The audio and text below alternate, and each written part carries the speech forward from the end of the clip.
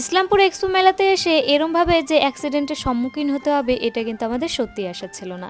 মেলাতে এসে কোনো কিছু খাওয়া দাওয়া না করে শেষে কান্নাকাটি করে চলে আসতে হলো আমাকে বাড়িতে। সবটাই শেয়ার করব আজকের এই ব্লগে।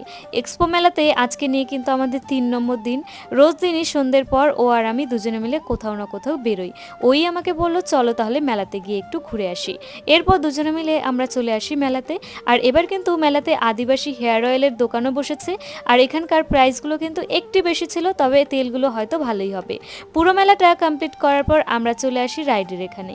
এখানে এবছর এত রাইড এসেছে, আর রাইডগুলোর প্রাইস কিন্তু অনেক বেশি ছিল।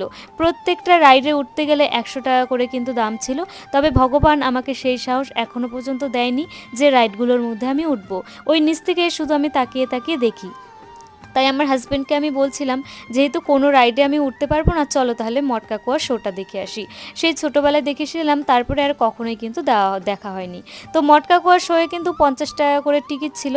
আর এখানকার লোকজন বলছিল একটু তাড়াতাড়ি করে যেতে, কারণ শোটা শুরু হয়ে যাবে। ২ তলা ৩ তলার ওপর থেকে আমি যদি নিচ দিকে তাকাই না, আমার এত পরিমাণে ভয় লাগে, বমি বমি ভাব আসে, আর শরীরটা এত পরিমাণে হালকা হয়ে যায়। এখানে উঠেও কিন্তু সেম একই ব্যাপার হয়েছে। তার সাথে এখানে যা খুব ফাঁকা ফাঁকা গ্রিলগুলো দেওয়া রয়েছে, এটার জন্য আরও বেশি ভয় পাচ্ছিলাম। এখানে ৩টে বাইক কিন্তু একসাথে চারিদিকে ঘুরছিল। এমনভাবে একটা বাইক ওপর থেকে ছিটকে নিচে পড়লো, আমি এত পরিমাণে ভয় পেয়ে গেছিলাম। লোকটার কিন্তু অনেকটা পরিমাণে মাথা কেটে যায়। তার সাথে এখানে যারা শো দেখতে এসেছিল তাদের মধ্যে একটা আঙ্কেলের অনেকটা কিন্তু গালও কেটে যায়। এগুলো নিজে চোখে সামনাসামনি দেখে আমি নিজেকে আর কন্ট্রোল করতে পারছিলাম না। আমি এতটা পরিমাণে ভয় পাচ্ছিলাম, আর আমার হাত পা পুরো কাঁপছিল। তাই আমার হাজব্যান্ডকে আমি বলছিলাম, তুমি তাড়াতাড়ি আমাকে নিচে নিয়ে চলো, আমি আর এগুলো কিচ্ছু দেখতে চাই না। তো সাথে সাথেই আমরা কিন্তু নিচে নেমে আসি। আর এখানে এসে দেখি বিরাট বড় একটা ঝামেলা সৃষ্টি হয়ে গেছে। সৃষ্টি হওয়ারই কথা, কারণ সবাই মেলাতে আসে একটু মজা করার জন্য। আর এখানে এসে এরম যদি একটা ঘটনার সম্মুখীন হয়, তাহলে তো কিন্তু প্রত্যেকের মন খারাপ হয়ে যায়। এখানে দাঁড়িয়েছিলাম অনেকটা সময়, আর কাকুটাকে দেখে আমার সত্যি খুব খারাপ লাগছিল।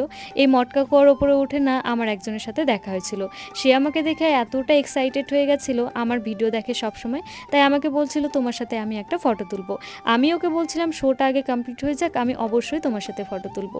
তুমি যদি আমার এই ভিডিওটা দেখে থাকো তাহলে আমাকে একটা কমেন্ট করো। নিচে আসার পর তোমাকে আমি অনেকক্ষণ খোঁজাখুঁজি করেছি, তবে কোথাও আর খুঁজে পাইনি। নেক্সট টাইম কোনো না কোনো দিন তোমার সাথে অবশ্যই দেখা হবে, আর তখন কিন্তু তোমার সাথে আমি ছবিও তুলবো। মেলাতে এইসব ঘটনা দেখে আমার এত পরিমাণে মনটা খারাপ হয়ে গেছিলো যে মেলাতে আমি কোনো কিছু খেতেই পারলাম না। ও আর আমি দুজনে মিলে চলে এসেছিলাম মাসি শাশুড়িদের দোকানে। মাসি শাশুড়ির দোকান থেকে ঘুগনি খেয়ে চলে আসি বাড়িতে।